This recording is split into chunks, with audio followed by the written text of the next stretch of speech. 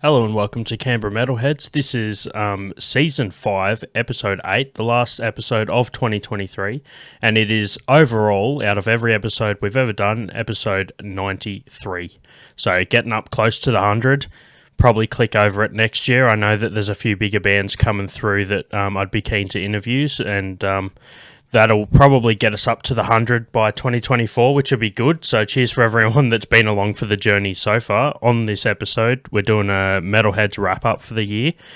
So on this episode, we have, you know him, you've seen him, you love him, it's JDecay. And also Lukey Lucifer, return guest / founding creator. I like I've just slipped into obscurity now. Like, it's who the fuck's that guy? Oh, he's the man behind the curtains. It's like, oh, okay, then, like, fucking... Yeah, it's funny that, like, out of all of the wizard-looking people, you're the actual wizard behind the curtain. Yeah. But, yeah, it's been a good year for gigs. Slowly starting to get, like, more festivals and stuff like that, which is good. We've got a couple to talk about later. For example, Good Things, which Luke and I went to. But we'll start with you, Jay. Have you had any gigs over the year that's been memorable for you? Any standout ones? Man, I seriously haven't been to much. I don't go to big festivals anymore. So, like, Good Things or Not Fest or whatever, like, I'm out, man. Like, I'll go to the side shows unless there's something that I haven't seen or something where, like, you know, most of my bucket list bands are there, man.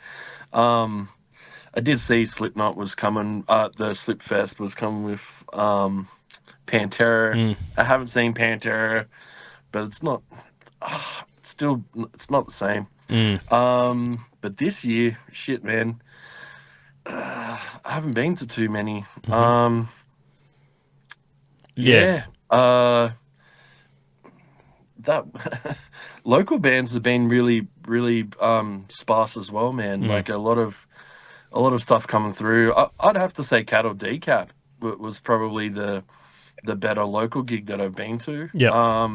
They're always a fucking good band to see, but especially in Canberra, I think they're you get that band comes through, they play Canberra, and they're like, fuck yeah, we want to play Canberra. And I think a lot of tour managers like, you don't want to play Canberra because they sort of get, it's always falls in between like Sydney and Melbourne, so it falls on like a Sunday or a Monday night.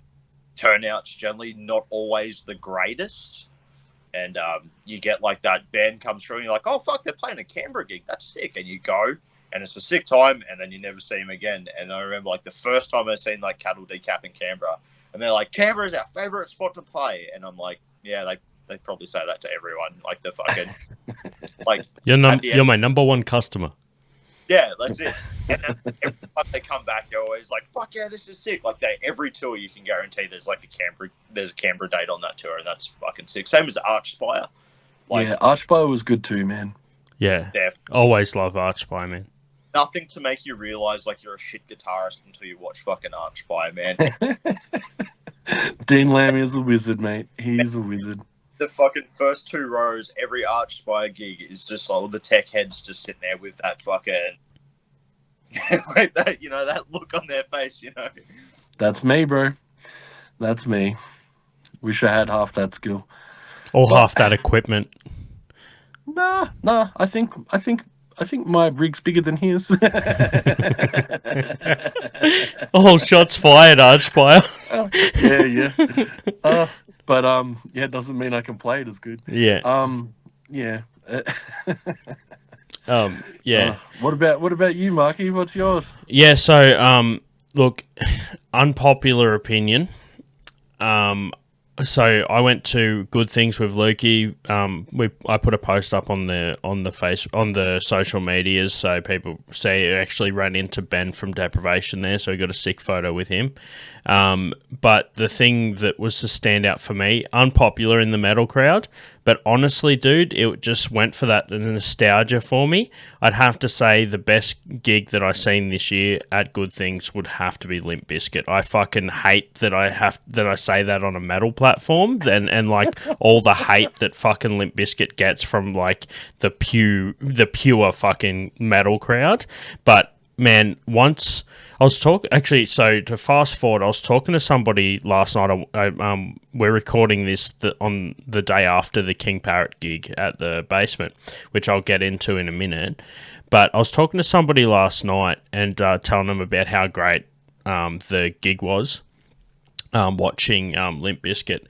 And he's like, man, it took me ages to get into them as like a metalhead, like someone that's been in black metal bands and been like super into like OG death and black metal. He's like, what it took me to like Limp Bizkit now, like that I'm older, is I just had to realize after I listened to it a bit, I'm like, oh, they're not taking themselves seriously, so why should I? Yeah, yeah, and I think that was the.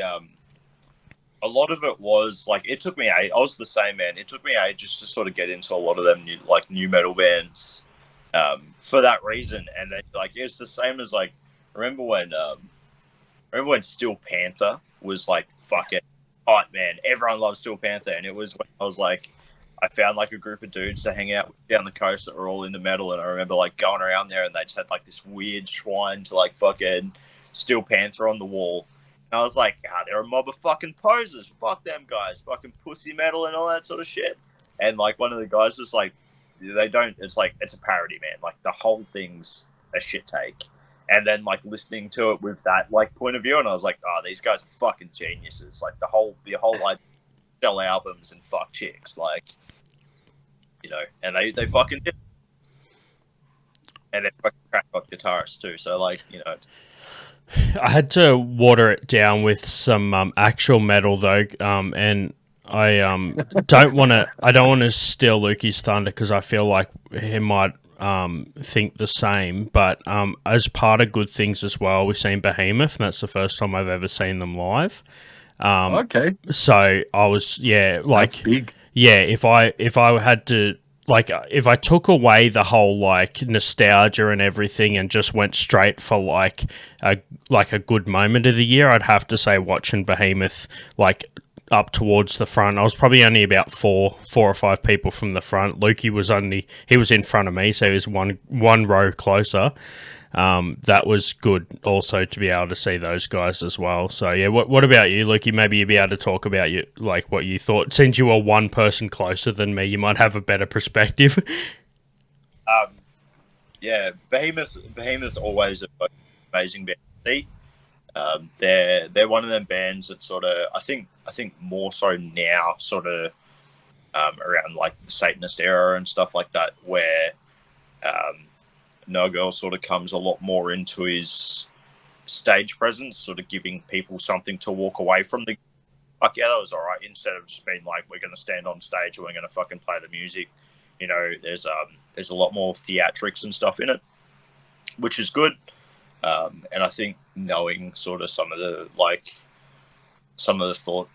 thought that goes into like their songwriting to sort of see it executed live is always really good. Yeah, they're great.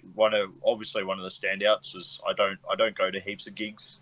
I don't go to as many gigs as I'd like to, and not as nearly as many as I used to. But yeah, Good Things always good. Like it was fucking good to see, especially sort of like after everything in the last 3 years that crowds can, like, you know, big festivals can still pull big numbers, especially with that. You know, Good Things, there would have been 15,000 people, 20,000 people there or something like that. Not Fest was about the same. I didn't get to go to Not Fest. A few mates went to that and they said it was as big, which is good. It's like, you know, they're going to make the return again because the numbers and the turnout are good. And you can sort of pick it too. You can see a lot of like the shaping up in the scene again for a lot of people to bring bigger bands over in sort of festivals. It's not like in drips and drabs or in solo tours.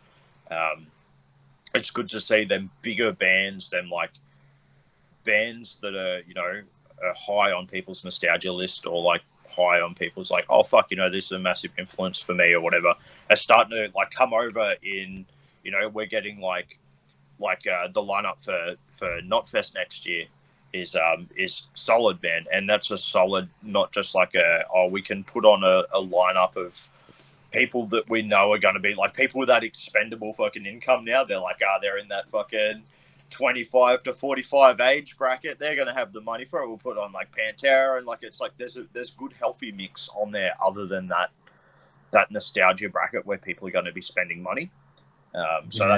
That's good to see. I think having a little bit to do with gigs and stuff. It'll be pretty cramped next year, man. Yeah. Have you seen the lineup for like February, March? That kind of whole thing there. Yep. There's like a bigger international band every second weekend. Yeah. Yeah. We were looking at bringing someone over. They'll remain nameless, but we were looking and we're like, man, I can't do it then. That whole 3-month period is out. We need to push back. Yeah, it's one of the so also first time ever seeing and their first time in Australia, Slaughter to Prevail at and it was fucking awesome. Like they were real, like there's a few bands that like really stood out. I've mentioned my top 3 at Good Things, but there was a specific moment during Slaughter to Prevail's set which Lukey and I were just like, oh, what the fuck? Because Alex Terrible's doing his vocals, right? And then there's like a breakdown. So he drops he's holding the mic. He drops the mic like down. He's holding it like while he's got his hands on his knees. And then the next bit kicks back up and he just keeps singing with the mic like down. And we're like up the back of it. So there's like fucking hundreds, like there's thousands of people in front of us, and we can still hear him, and the mic's down by his knees while he's fucking his vocals are that fucking loud. The mic's picking it up like fucking like half a meter away from his fucking mouth. Yeah, dude's got a set of fucking lungs on him. I think like that's been like a really refreshing thing to see. For and this will have like, this is a bit of a controversial thing, like that whole rebirth of like different stuff, and it's been like, fuck man, if deathcore was like this when I was 14, I would have been a fucking core kid and not like the fucking deathcore, you know. I would have been like, I wouldn't have been the little mayhem kid walking around going, if there's fucking core in the genre name, I don't want to fucking hear it. Like if that was then I would have been, fuck man, fucking awesome. So it's good that comeback, but man, like I think the standard for it now, especially like extreme metal vocalists, when that's the fucking standard, is getting fucking nuts, man. And especially for someone that tries their best at fucking guttural vocals every now and again, to hear shit like that and be like, fuck, like I'm just gonna hang the mic up, man. I'm not.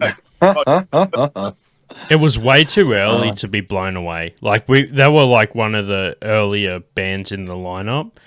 And, we were just sitting there like, that was kind of like, the other moment was when we were watching Make Them Suffer. We've had the friends of the show, Make Them Suffer. It's the only crossover band that I've got, like, from...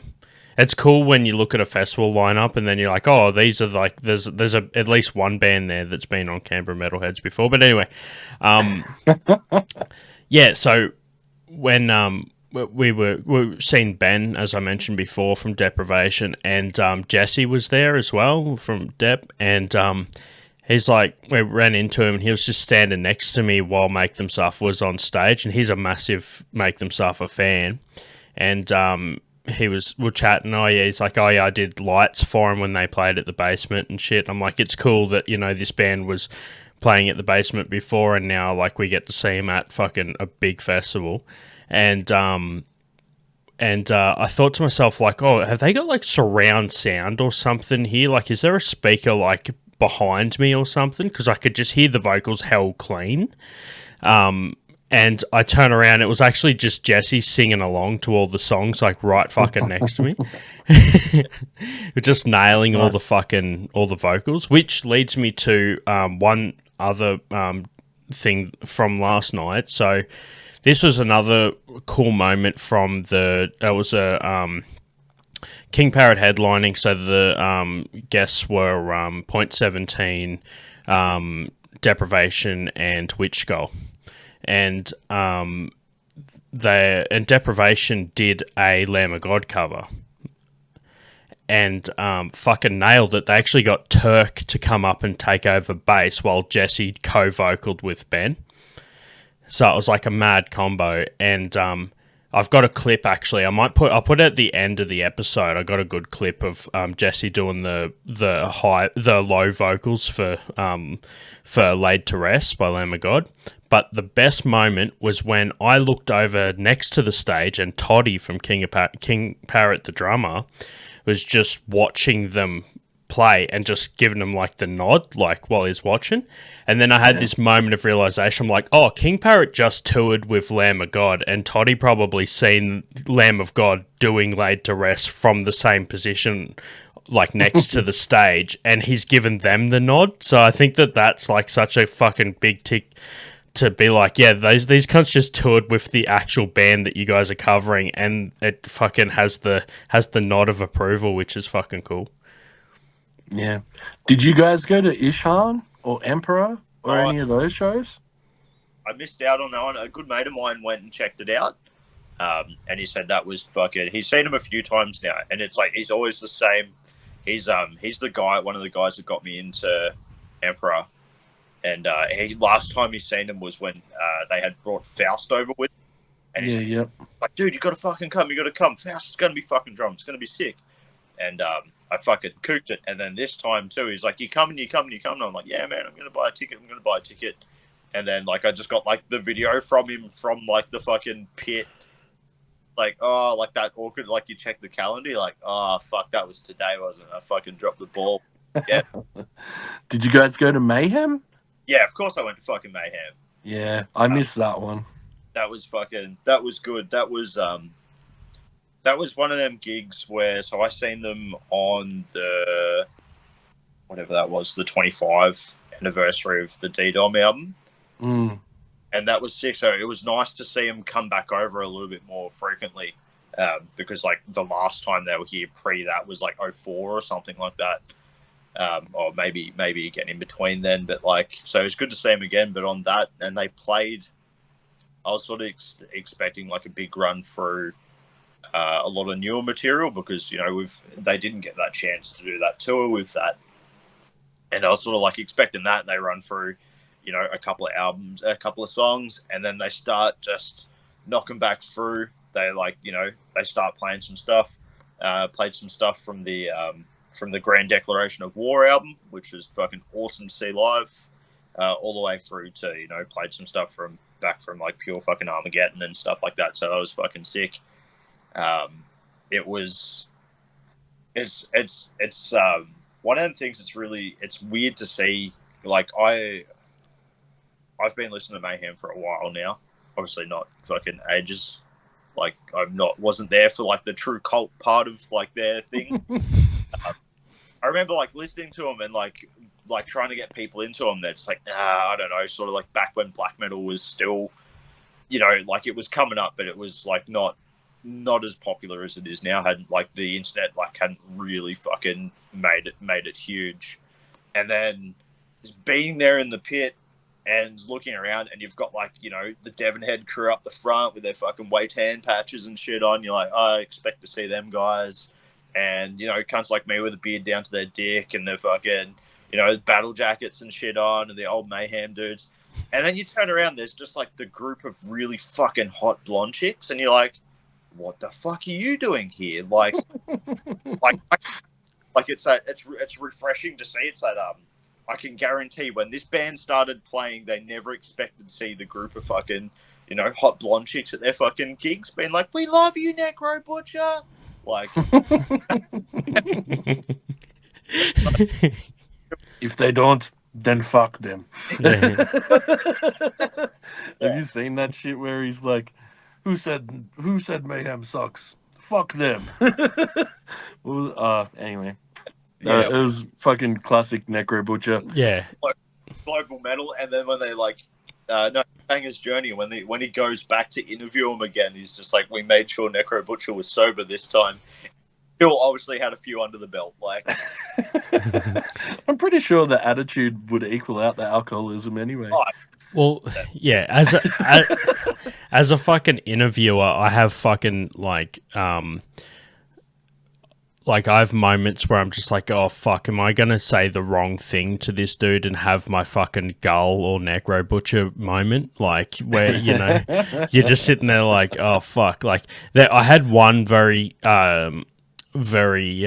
close call once. I interviewed the Todd, I think his name's so I think it was Todd from Psychroptic, the bass guitar, the hired gun, now permanent member, fucking bass guitarist. And at the start, I was just like, all right, so it was probably my first big guess, and I'm just like, oh yeah, so we're here with Todd from Psychroptic. And then I said something like, oh, so you're saying before the show, and then he just goes like, what? And I was like, oh, so you mentioned like off mic, and he's just like, well, I said that. And I'm like, yeah, like just before you said, and he just goes, did I say that? And then I was just like, oh fuck. And then he just goes like, yeah, no, anyway. And then he just gets into it, and I'm just like, oh fuck. He fully fucking like, yeah, he full fucking got me. Yeah, fucking mad dog job. Yeah. Who's got it, man? Oi, fucking, who's interviewing? Who here? Who's got it? Yeah, who's got it? Is that? Oh, so what about albums or songs for the year, guys? Who's your favorite local fucking shits this year? I've gone back to every year. I think I said this last year and maybe even the year before, where a whole year I'll focus on an entire, like, I'll just be like, I'm black metal for the year. And I end up going back to my roots, and I find all these fucking bands. And by that, I mean, I listen to like the same 3 albums on repeat for 12 months. And then that's it. But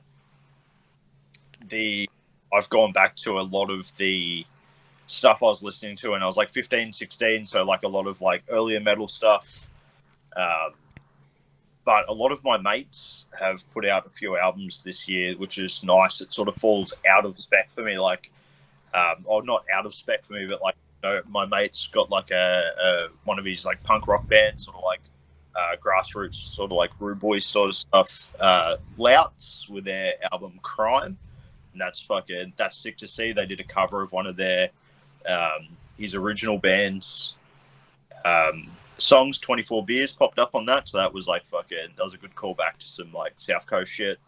Another good mate of mine from the coast has put out an album in their new band Goutlaw, an album they recorded back in the year before, and they've only just got it released out. They've just dropped that on vinyl. That's really cool. It's sort of like I don't know, man. It's hard to describe. I just call it fucking music, but it's sort of like punk country, if you like Hank Williams III and shit like that. And it's like, people are like, oh, what are you listening to? And I'm like, oh, I'm listening to this. And they're like, but it's not metal. And I'm like, this is metal as fuck, man. What are you talking about? Like, so a lot of that shit, man. But like, there's been a pretty consistent drop of albums this year for everyone. But I think I sort of fell off the radar for a little bit there. So I was out of the loop with a lot of shit, but it's been really nice doing a sort of gradually dipping my toe back into returning to social media. It's been like, oh fuck, this band dropped an album. Oh fuck, this band dropped an album. Oh, this is sick. So there's like just a series of surprises, and I feel like that, Unabomber living out in the forest, man. All my friends' albums, they're like, yeah, this came out like 6 months ago, man. I'm like, yeah, but how fucking good is it? Yeah, didn't get to release ours this year, so we've put it off. Probably be sometime early next year, but we released a single, but I think that might even be outside of the year, so I can't even vote for myself this time. Oh well, I'll use it to promo myself. But man, Depp and who else? Witch Girl, man. Witch Girl's new album's a banger. Yeah, that's my pick. Serpentide. I seen him play. Yeah. Oh, Sorry for stealing your back shit. the fuck up here. You're trying to remember who fucking started this shit, all right? No, sorry. No, I'm just fucking with you. Okay. Listen, I'm the fucking host of this virtual meeting, all right? I'll fucking can this shit. I'll flush it down the drain. I'll cancel this fucking thing if you go anywhere near Serpentide, dude. That's the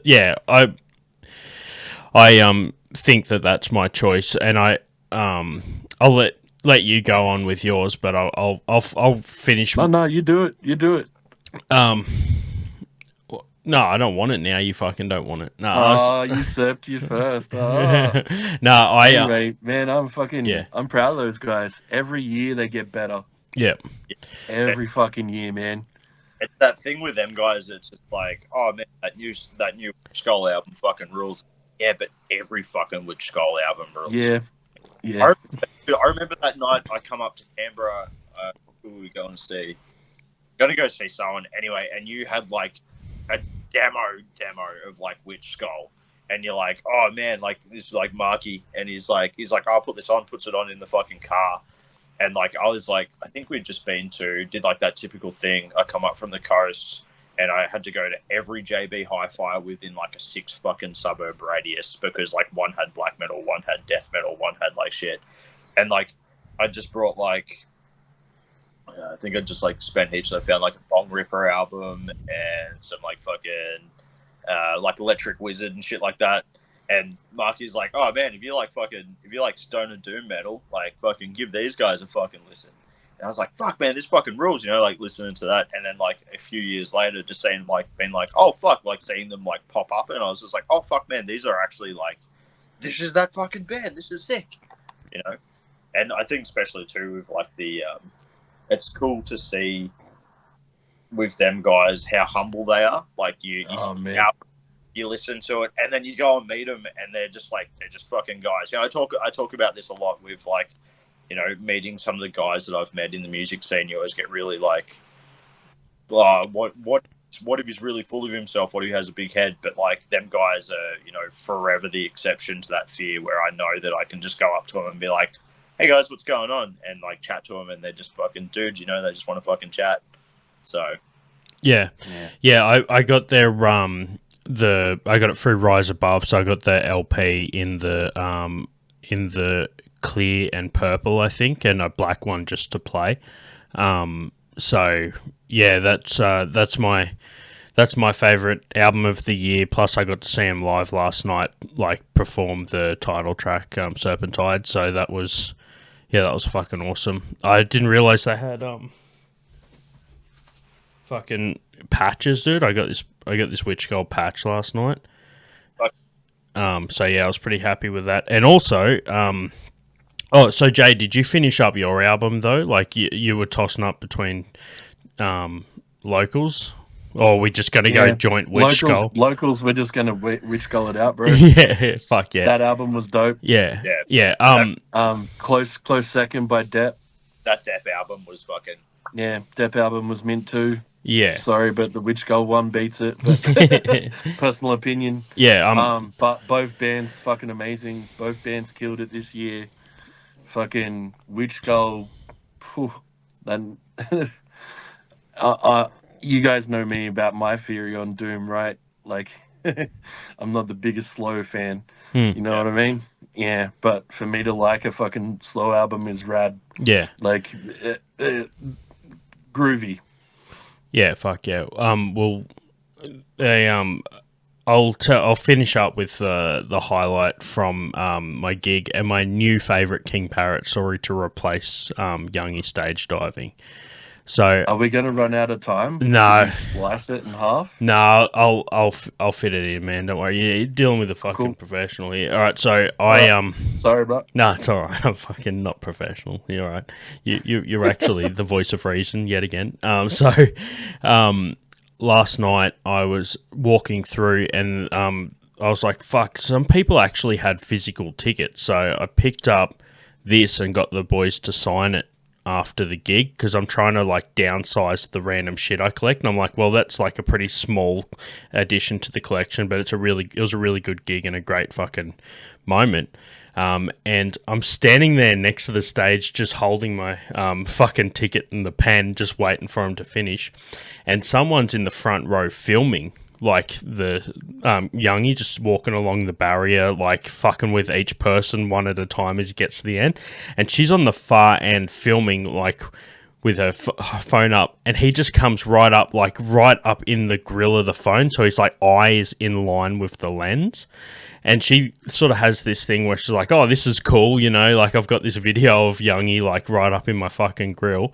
And then just with his big fucking like lyrical fucking genius mouth, he just like opens his mouth and bites the phone out of her hand and then just tries to pull it out of her hand with his mouth. And she's holding onto it like when you play fetch to the dog and the dog doesn't want to like give it back, and she's trying to yank it back out of his mouth, and he just rips it out of her hand and just then grabs it out of his mouth and gives it back to her. But like for a moment he's just walking around with her phone in his mouth and then spits it out in time to do the next vocals. So yeah, that was fucking awesome.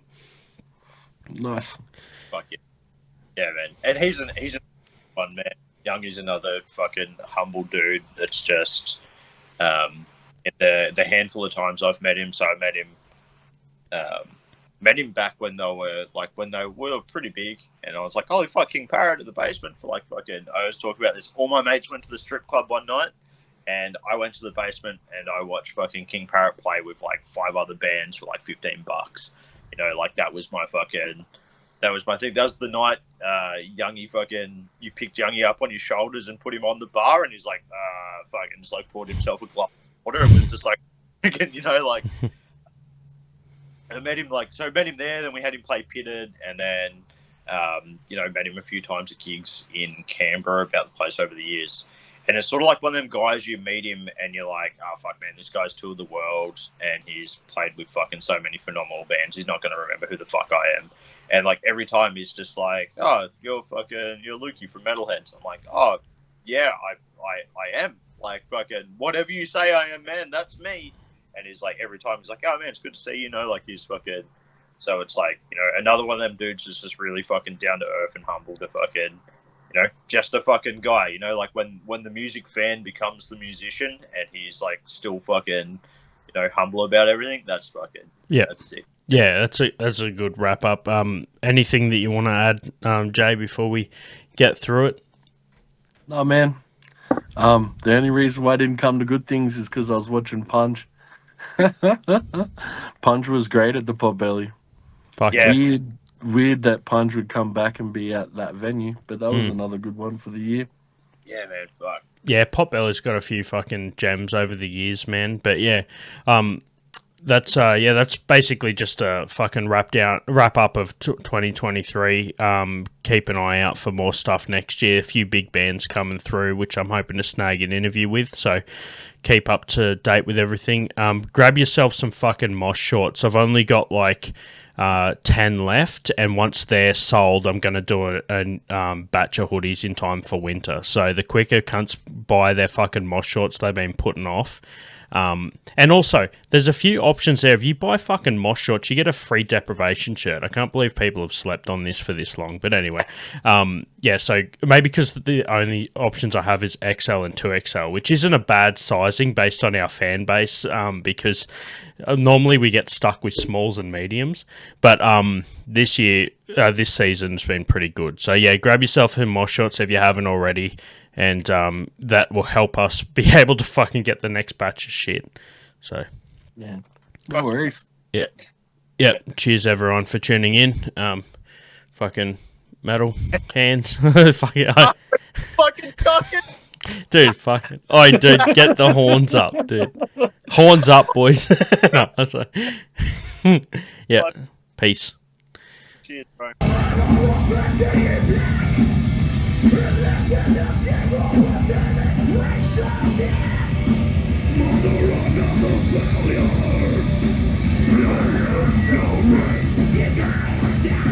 You're